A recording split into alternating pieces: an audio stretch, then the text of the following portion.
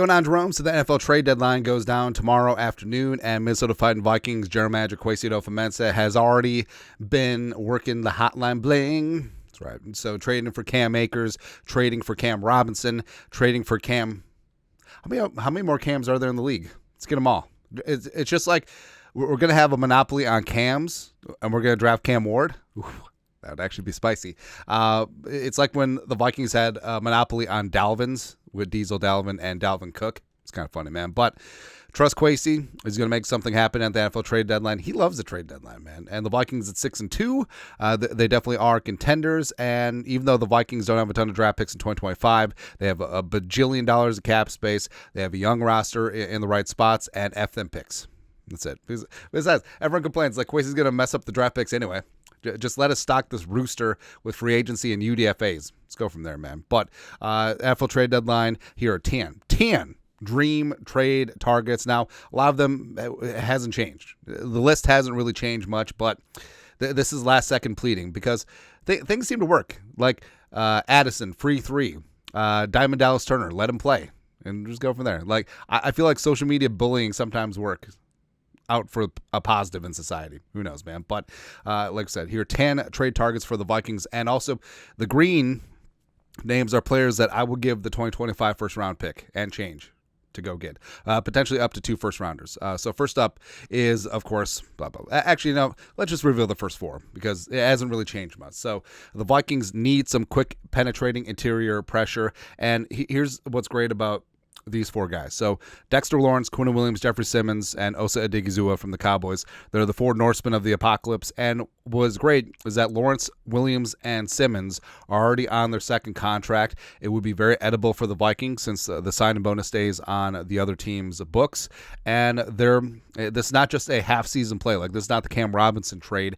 These are guys that are 26 and 27. It will be a major part of this Vikings defense for many years to come. And Odighizuwa, with the Cowboys going in the tank and Dak going on injured reserve, I mean, the defense has been ass, thank you, but Odighizuwa has been out there fighting the good fight, even without Parsons, even without Lawrence, and Osa is going to be a free agent this offseason. Cowboys probably going to let him leave since they're snug against the cap after paying Dak and CD. So Osa is a guy that the Vikings would have interest in anyways in free agency, so why not kickstart my heart? Also, at the margins, even though you will be trading for him, I think that the trade compensation would be a lot less than the Lawrence or the Simmons or the Williams because he is in a contract year. So that does factor in as well. And Osa, 22 pressures, half a sack this season.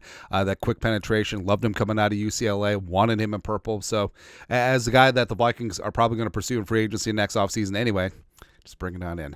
And with Lawrence, Williams, and Simmons, so the factor is the contract, right? And I would give 2 first-round picks for Lawrence, Williams, and Simmons. I would just straight up do that because this year's draft pick is going to be late. Next year's draft pick is going to be late anyway, so do that up. And with Lawrence, like Lawrence is obviously the crown jewel.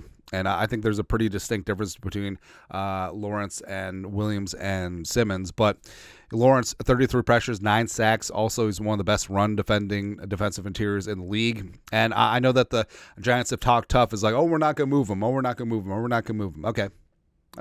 But what if he wants to leave? And Lawrence has talked on the fringes about he's sick of losing. He's sick of that. He's sick of everything. And the Giants, I don't see the Giants turning this thing around quickly.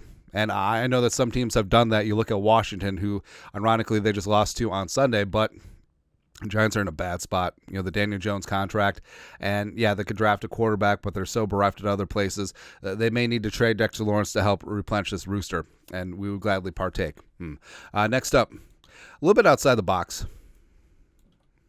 Number 5, Dylan Parham. 25 years young for the Raiders. He was a third-round pick in 2022 out of Memphis. Yes, drafted the same class as Ed Ingram, but a round later, and is playing much, much better. He's honestly developed into one of the better right guards in the National Football League. A little bit undersized, but has plus movement skills, and came in as a multiple-year starter out of Memphis. And Parma's a guy that can play either guard spot. You could probably theoretically kick him inside to center. I know that some of the Senior Bowl work he was in at the pivot, so this would be an investment not only for the present as well as for the future. And Parham is in year 3 of his 4-year rookie deal, so paying him would certainly be on the horizon. But in terms of getting a quality caliber offensive lineman from a team that's just completely Mailing that thing in, bring it on in. That's right.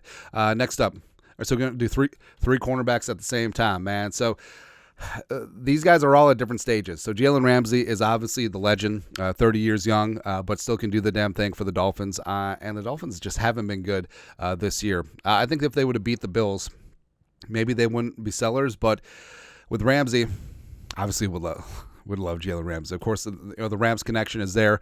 He's currently number 3 in PFF coverage grade at 82.7, so he can still do it. Of course, Flores and Ramsey, it would be on the same page in terms of style of what they want to bring to this defense. And also, he is under contract for 4 more years. But none of it is guaranteed outside of a $4 million roster bonus in 2025. The Vikings would pick up a league minimum amount on his 2024 base salary, but also Ramsey does have an $18.98 million option, which is not guaranteed. So basically, if Ramsey works out, you would still have a tier 1 cornerback at around $22 million per year, which it would still be a steal for the Vikings next year, and they certainly can afford it. And I understand the whole thing about getting another older cornerback, just like with Shaq and Gilly, but I mean, Ramsey's been really damn impressive this year. J.C. Horn would be more in the Lawrence Williams Simmons situation, where I would feel comfortable trading the first round pick, maybe a little bit more change, but with Horn, he's elite. He's tough, physical cover corner. Of course, got the bloodlines as well. Dad Joe Horn. JC can bust out the phone. What's up?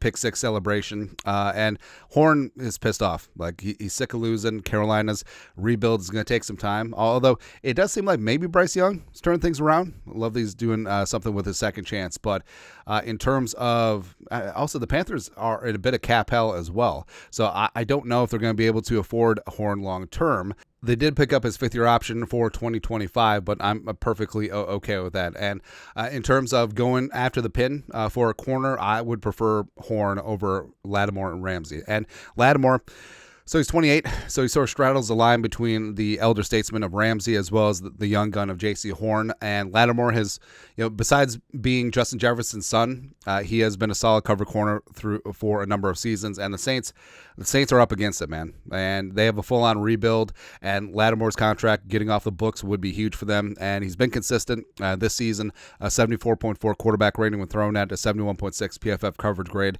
And he obviously would be an upgrade for the Vikings in the secondary. Last one, number 9, Calais Campbell. So he's still doing the damn thing at 38. He's on a minimal deal with the Dolphins. 18 pressures, 2 sacks. Great leader. Absolutely love and adore Calais Campbell. Can play inside, outside. Can stop the run. Can still get a unique pass rush going. And Campbell, like, if the Vikings don't go all in with the Lawrence or Williams or Simmons or Digizua, Calais Campbell would make some sense. Or hell, even if the Browns are selling, bringing Diesel Dalvin Tomlinson back into the fold, I don't think that he would break the bank in terms of compensation. So Diesel Dalvin, Calais Campbell, I sort of put into the same basket, and they would be more of the half-season rentals, but just go for it. Kwesi, roll those bones, roll the dice. Let's get this thing going, baby. But that's it. 10, actually 9. Sorry, I lied. 9 trade targets for the Vikings. Actually, I think we initially had Diesel Dalvin as number 10, but I guess that's 9. Anyways, you guys know what to do. Skull production value.